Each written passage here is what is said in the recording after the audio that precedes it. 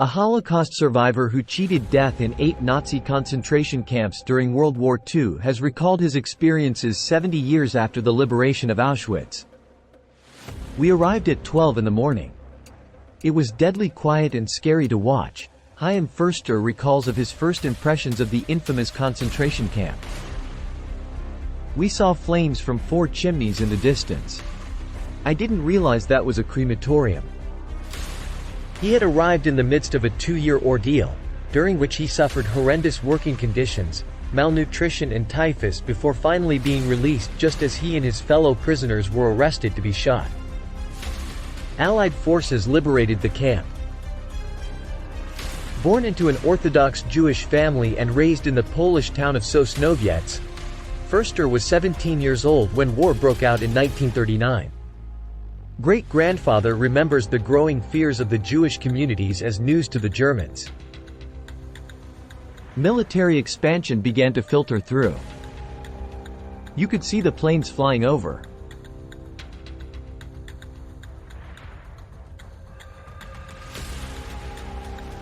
The Nazis got to Sosnowiec very quickly. I remember the Jews were very worried.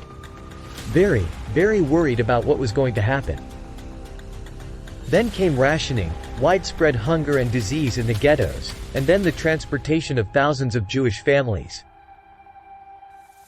Mr Ferster said, "We had ration cards and there wasn't much food in the stores to fill those ration cards. We had no medicine. People died and life was very difficult." Then they gathered various leaders from the city and shot them, just like that. In 1943, at the age of 20, Mr Ferster was forced from his home.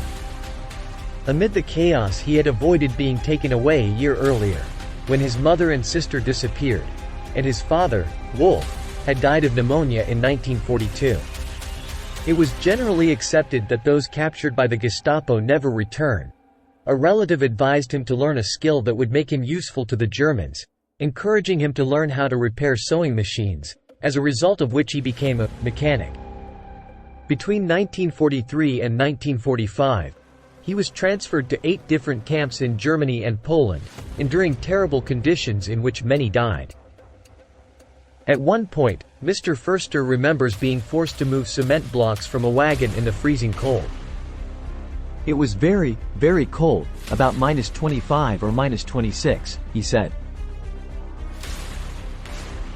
"The soldiers started beating us, shouting and saying you are not going fast enough. Many of them could not stand it. They got pneumonia. Some of them died." At the end of 1943, during a typhus epidemic in one particular camp, Mr Ferster became seriously ill. A large number died. Again he managed to survive, but describes a terrible incident that vividly remains in his mind and memory. "The bodies were lying on the rocks, 6 in one direction, 6 in the other," he recalls. "There were many pallets, very high." Eventually, Mr Ferster found himself moved to Auschwitz. He remembers the infamous shower rooms and the prisoners sent there. "They put us in one block. All of us, one big block. Then the next morning the selection went from that block to the shower room," he said. "We went into the shower room. It's the same shower room that other people went in and the gas came in. But we got water that came down and we washed ourselves." Mr Ferster was one of the few who survived Auschwitz, which was eventually liberated in January 1945.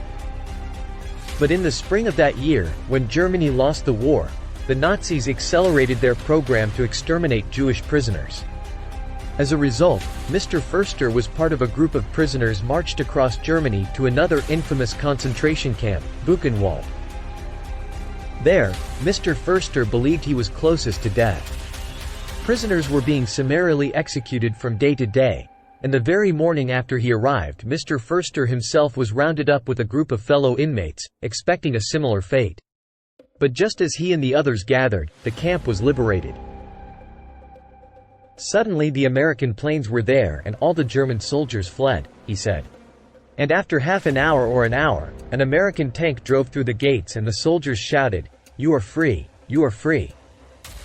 He later discovered that only 2 members of his family survived the Holocaust, his sister Manya and cousin Regina. Through tears, Mr. Ferster added, "I couldn't believe it. I couldn't believe it."